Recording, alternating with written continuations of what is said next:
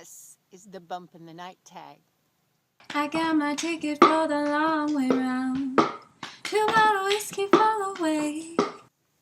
I thought I would do this Bump in the Night tag in a graveyard since I live right across the street from one. This is actually a very beautiful place, and it's a misty morning.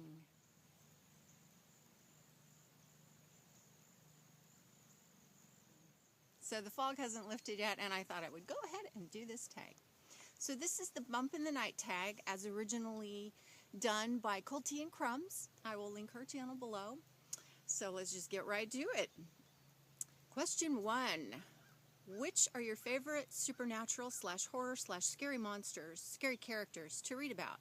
For example, vampires, werewolves, witches, monsters, serial killers, murders, etc. Well, I like angel books, and often those have demons in them. So I would have to say that if I had to choose, then I suppose the demons in the angel books. Okay, question 2. Which scene from any book would be your ultimate nightmare to have been a part of? Hands down, the dismembering chapter from Unwind by Neil Shusterman. That, I had to skip that chapter because it was horrific. I couldn't even read it. It was awful. Question 3. If you could visit and explore any one scary or evil setting, which would you pick and why? I would pick the Underworld in the Everneath series by Brody Ashton because it's kind of creepy, weird, and there are things to be scared of, but there are also, it's more like puzzles to get through. Although there are really bad things, bad monsters that can get you, I don't know. It's really more about running away and getting safe and figuring out how to stay safe. So I don't like scary things. Ugh. Question 4. Which book was so frighteningly terrible that you almost fell asleep for eternity trying to finish it?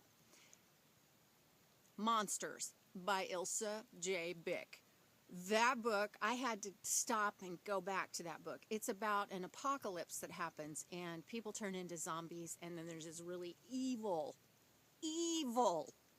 dictator, military commander guy. Oh, that book scared me to death, and it was so creepy, and I was just determined I was going to finish it because mainly I was doing it as a buddy read with some other people, but it was so awful. I mean, the book wasn't awful, but the stuff in the book was awful, and I was so glad to be done with it. Oh, bad stuff, bad stuff. If you really like creepy horror dystopia, that's your book.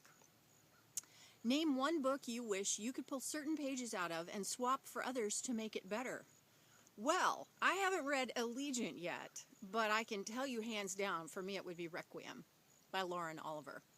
Hated the ending of that book. Would love to pull pages out of another book and put it into that book, which doesn't really have to do with Halloween or scary things, but that still would be my first choice. Number 6, if you could turn any bad or evil character into a good character, who would you pick and why? Well, I immediately thought of Warner from Shatter Me. I really like Warner, actually. I think that he has a lot of redeeming qualities, and I think he is not what he seems. I think he's kind of a product of his environment, but having said that, he's pretty evil. He's pretty bad. But I also think that Stick from The Eternity Cure, from the Immortal Rules series by Julie Kagawa, or actually I think it's called the Blood of Eden series, but it's the Immortal Rules. You first meet Stick in the Immortal Rules, and then you meet him later in the Eternity Cure, and he's just, yuck. He's one of those slimy, creepy characters that you just kind of, it's whiny, and he's evil and a whiny, he made my skin crawl. So I would turn him into a really nice person if possible. Okay, quick fire round. Favorite vampire character? Allie, Immortal Rules. Favorite werewolf character? Sam, Wolves of Mercy Falls. Favorite witch character? Don't laugh. The Witch from The Wednesday Witch. I will link that right here. And that's a book I read when I was about 8 or 9 years old, and I still have it. And actually, I went to look for it in my collection. It's in a box somewhere. I can't find it yet, but favorite witch book. I kind of stay away from witches, but that's a childhood, treasure. So, favorite monster character, the McGill from Everlost by Neil Shusterman. Loved the McGill. Favorite ghost character, Noah from The Raven Boys by Maggie Stiefvater. And the last one, favorite serial killer / murderer character. I know I'm kind of cheating with this one, but I'm going to say Juliet from Shatter Me, because even though she's not intentionally a murderer, she has accidentally killed people, and I don't read horror or any of that kind of stuff, so she was the closest thing I could come.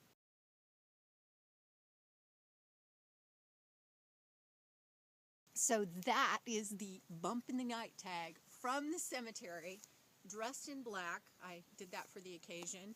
I tag everybody, especially Jenny McRunnell from Julia Baby Jen's Reading Room, and Sue Morrow, who may have already been tagged anyway, and anyone else who wants to do this tag. Hurry up, tomorrow's Halloween.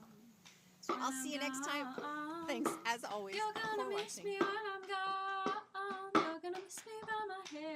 This really is an amazing place. It is an amazing thing to live right across the street from a cemetery, because so many lives are commemorated here. And so I thought I'd take you on a little tour and just kind of show you some really, really unique things. Not sure what this is. A tree stump with a fern, maybe?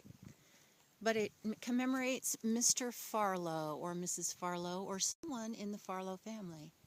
Interesting marker, huh? Stonehenge, as commemorated by the Gosney family. The Peck family did all these, but they are gorgeous with this granite. It is magnificent. There's also one here that looks like a small house. It's probably about 7-8 feet tall, but pretty cool, huh? And then the star of the show in this particular cemetery is Captain Owen, whom it is rumored that if you come up and you tap him on the shoe and you ask him, "So, what's new?" he will say nothing. He apparently also has a hat that has gone missing from time to time and whose current whereabouts are unknown. This is an amazing monument. It's a tree with a fern or a plant at the bottom commemorating the Ayres family. And it's pretty old, actually. These people were buried in 1870 and 1848. Amazing. Amazing that these monuments and stones have lasted this long. And say hello to the horse. Now here are some really interesting stones. They look like cairns, sort of.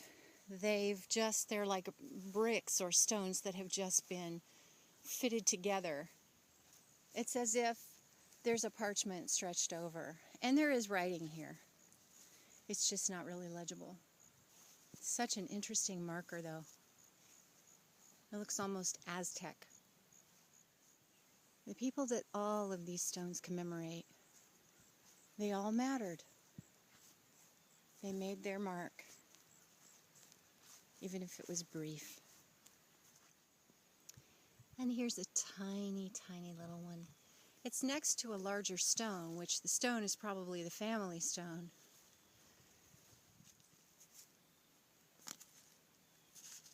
Honey was 1 month and 9 days old. Sleep on, dear babe, and take thy rest. God called thee home, he knoweth best. This is one of my favorites, Grover Bennett. He was 26, and he was loved. So that's my little tour of the Moscow Cemetery. I prefer to think of it as a place of memories rather than a place of souls. Those people aren't there anymore. They've gone on to better and more beautiful places. You're gonna miss me when I'm gone.